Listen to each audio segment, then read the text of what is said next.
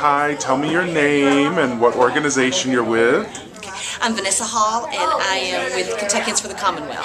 And why are you here today at the Social Forum?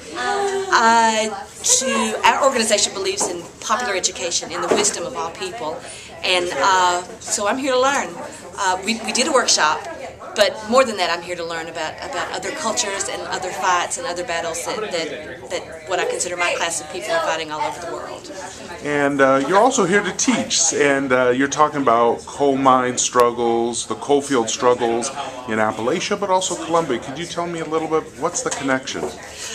The connection is corporate coal, corporate ownership of natural resources, and people being severed from their land and from their culture.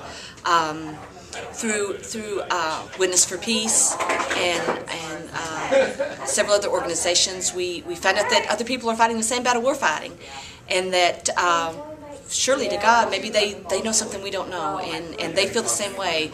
We have people from Colombia come up to Eastern Kentucky, and we send Eastern Kentuckians to Colombia, and lo and behold, we have learned many things from the wonderful YU and the Afro-Colombian communities there.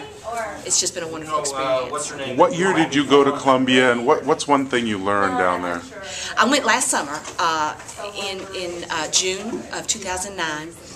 And I learned that that it's important to keep your cultural identity and your cultural traditions. When you become homogenized, then it's easy to separate you from who you are and what you stand for and what you believe. You can be moved anywhere, and you can.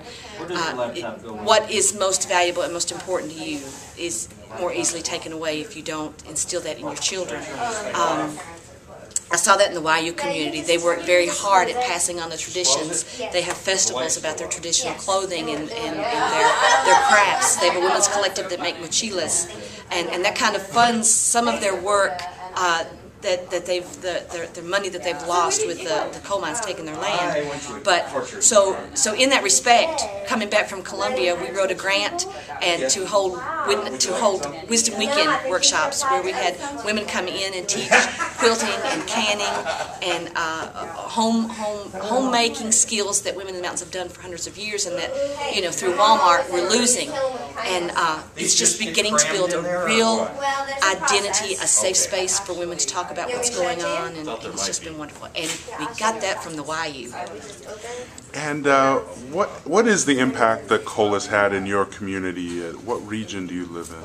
I live in Letcher County, Kentucky right now. It's in the eastern coal fields. It has divided my community. It is destroying the land. We used to have a lot of people who were able to farm and fish and hunt and gather to supplement their income. We've always held jobs. We've always worked. We're not lazy people, but we've always been able to supplement that from the home, and now we can't do that.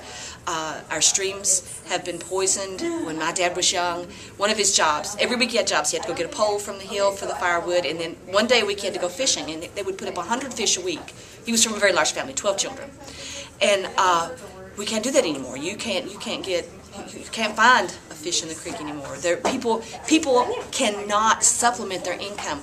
We totally have to buy everything we use, and even 20 years ago that wasn't true.